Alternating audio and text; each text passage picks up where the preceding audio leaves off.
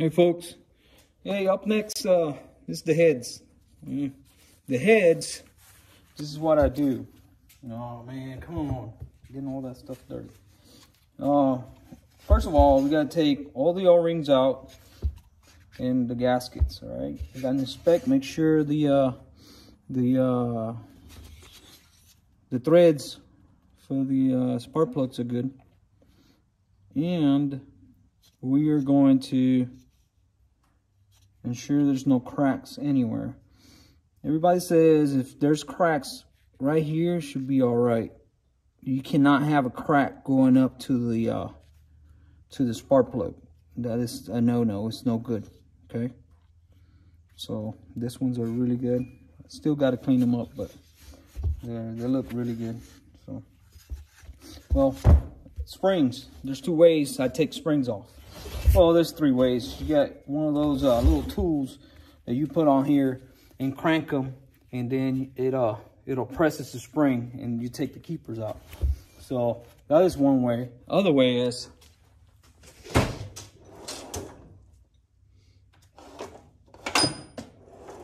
you get a socket like this. You put it right up here, and you bang it with a hammer, bam, and the keepers come out. All right, or you can get one of these fancy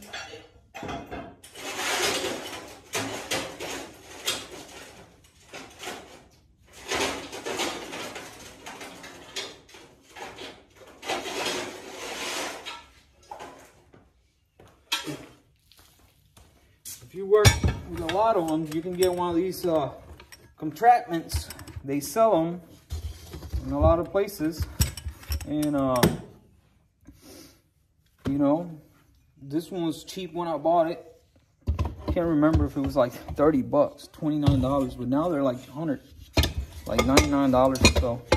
And then you just locate the head right here, and you just use this contraption over here and just press on the spring, and it'll go in. You see it? And then you get I'll get a magnet. Where is this? Right there. Magnet. And you go down and press down on it, and you wiggle the keeper. You see? It comes out. So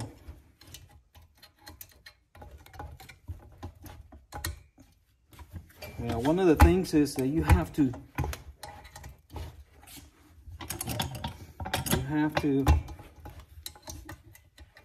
secure this contraption on the table, because you see this all moving around, and you don't want it to move around. But here we go. Keeper. And that's the spring, and the valve is out. Okay. So, and to put it on is the same way. Same way. What I do is actually, on this particular one, I put a rag underneath here, because you don't want the valve to go in while you're pressing down on it. You see it? And then what you do is the same way you just did. Reverse. You just put the keeper in, and you just play with it until it falls in place. And then just move it around and put the other keeper. And that's about it. It's very simple. All right. Hey guys, another thing while looking at heads. When you take a valve out, you gotta look the contact pattern on the valves. You see it? So if you look closely, this valve was making contact here, but there was no contact on this side. So that means this valve was staying open while the valve was shut. It was leaking.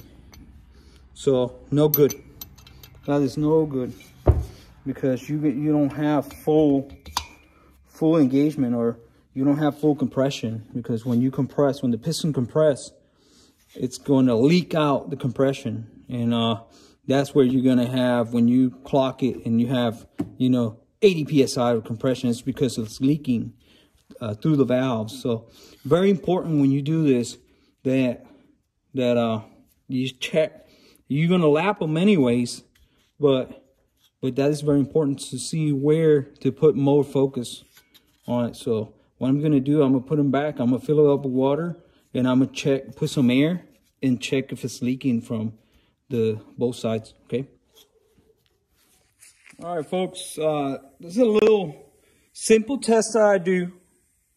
So to check how good the valves are sitting. So now I'm just gonna fill this with water, the chamber. I'm gonna fill it with water, and I'm gonna use my air pressure right here, and then I put a rag. I'm gonna put a rag and cap the hole and put some air through it, and see if you get bubbles. If you get bubbles, that valve's not sitting right, so you got to pay attention to that side and when you do a lap. And then after you finish the lap, ensure that the valve is not bent or nothing. You see it right there? Put some air, and it's leaking. See it's leaking air? Bubbles. So that means I got to pay attention to that valve.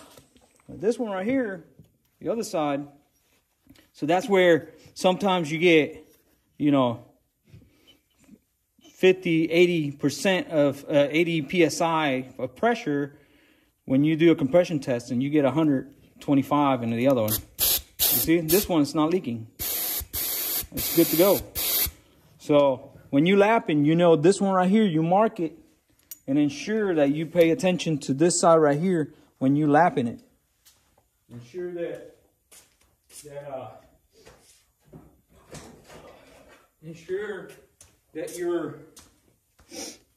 when you do your lap, it's completely grind around. So I'll show you how to do that later. Okay. All right, folks. Took all the valves. Like I said, don't mix them up because you want them to go in the same spot they came out of. So I was showing you over on the head that was leaking, but 90% of the time it's not that the valve is bad or that the seat is bad. You could have some corrosion if you leave it, without the carburetor, without an air cleaner. You can get water going in, and then the first thing is going to corrode is going to be the valves, because that's what's here. And then the water will go in and it'll corrode the seats and stuff. So, but the other thing that it could be, like you see, as you see here, is carbon buildup. There's a bunch of carbon buildup over here. So most likely that's what's causing the valve not to shut. So that's what people say, use clean gas and all this stuff. So you just gotta, put some additives, some good additives to clean your chambers and stuff like that if you want an engine to last. Because no compression means no power. No power, your car is not gonna move. All right, folks, this is the head, all blasted. And it looks really good. Actually, there's no cracks. I don't see any cracks at all. So everything is good to go.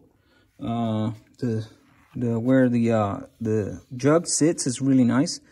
But I can see some casting roughness. So what we're gonna do is we're gonna, without doing any damage to the seats, we're gonna clean some of the imperfections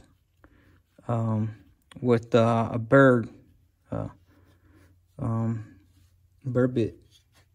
So you can see, and we're gonna put the gasket here, and we're gonna open this up just a little bit for a little more airflow. Same over here. We'll put the gasket, and we're gonna take a little bit out of it, not too much. Okay, not too much. And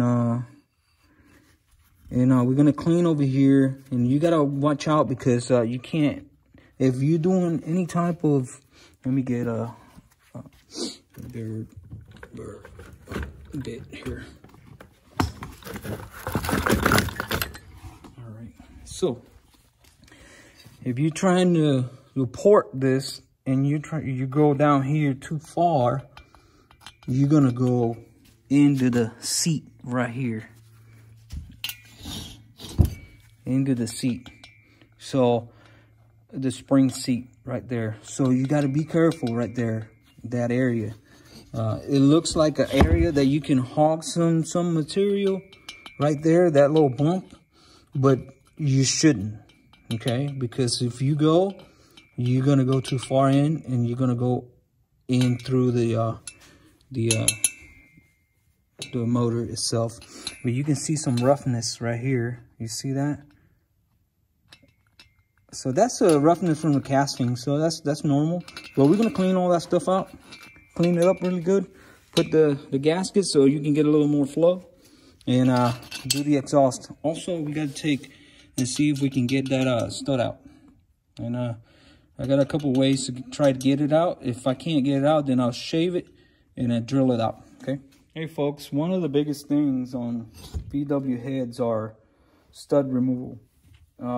When they break on the exhaust, it happens very often, and then just there's a few ways how to do it, and I would try the easiest way, that is the simplest way. Try it with the vice grips and try to rock it back and forth and see if I can get it out. If it doesn't come out, the next to do is either to weld a nut. Just put a bigger nut here and weld it to the stud, and then rock it back and forth after you put some of, your penetrating oil. And most of the time it'll come out because the heat of the weld, it'll heat up and it'll loosen up the rust inside. So that's what I'm gonna do. So just stay put. I'm gonna go ahead and get it welded, and I'm gonna show you how to get it. Hopefully it comes out. If that doesn't work, that's the last resort. Then you'll cut it completely flush, and then you drill it out and tap it. Okay. All right, folks. What nut to use? Don't know. Just whatever you have. I got a bigger one here, so I got plenty of surface. You see it? Got a castle nut from one of those tie rods. So tie rod ends. So I'm gonna weld that onto there, and I'm sure that I put my electrode all the way down to the stud. Don't put it on the nut, you do it right here on the stud, so that way you'll heat it up all the way down. All right, this is not a guarantee that's coming out, not a guarantee, because sometimes they're very, very stubborn. All right, I just got it welded right there. Can you see it? Right there. So I think it did pretty good. So now we got to do this with a rocking motion back and forth. I'm trying to get it where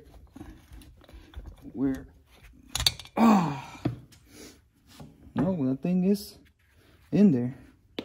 Woo! You see? Took the head out. So it was welded really good. It just broke. So no, we can't save that one. There's no way to save it. No way to save it. You can try it again, but then you try it again, but the problem is you will probably mess up the head itself. So I rather just punch it, drill it, and keep drilling it until I get it a big enough hole to put a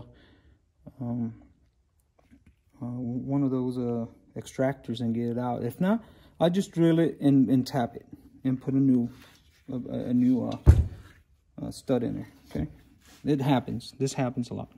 All right, folks. You see, I'm working the bit. So that's the size I'm gonna go right now. Oops. And then I'll go a little bigger. And then I'll use my extractor and see what works. So I had to drill it all the way out because I just didn't want to go with the extractor. So drill it out. I'll see it. And now we're gonna run a tap. It's gonna be a let me put this on the ground. The tap is gonna be a 8 millimeters 1.25. That's the thread on it. That's regular for Volkswagen. And there you go. Yeah, that thing was in there. Yeah, most likely, yes. You know how much heat that takes. So, and I have those right here. That's the tap. Let me see if I'm not mistaken. Even tells you what drill bit you need. You need a 17/64 for an 8/125, and you just run it. It cleaned it. If you drill the hole really straight, you shouldn't have any problems because all it's doing is cleaning the thread. That's it. This thing, you see, is going in like nothing. And there is a piece of metal there still, but when you look at it,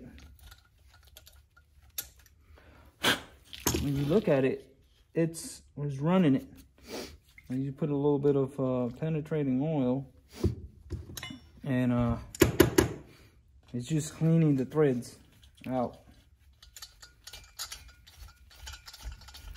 Then next, you're gonna put a stud there. You can hear it cleaning the threads, and that is pushing that piece of metal that's still in there, if there's any. It's pushing it out. So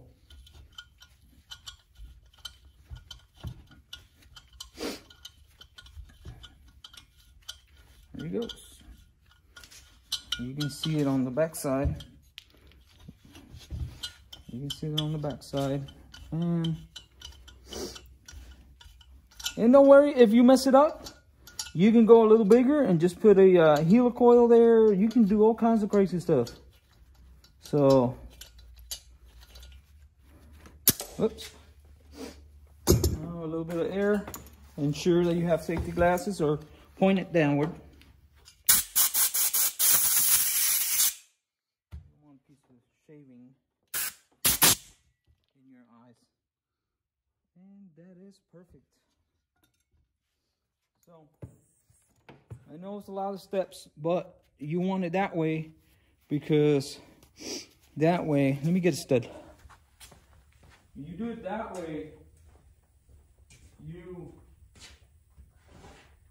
get your, I'm not sure how long this is.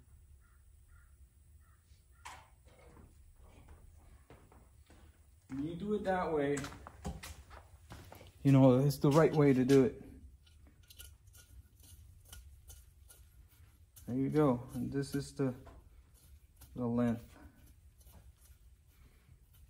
Yeah, it's a little way in. Yeah. There's a lot of people that I've seen that they get a longer stud and put a nut behind it on the back side. Yeah, that'll work as well if for last resort. So a little bit of thread locker and you're done. Okay, so it'll turn out pretty good. I'm content. I'm good to go. All right, folks, see you later.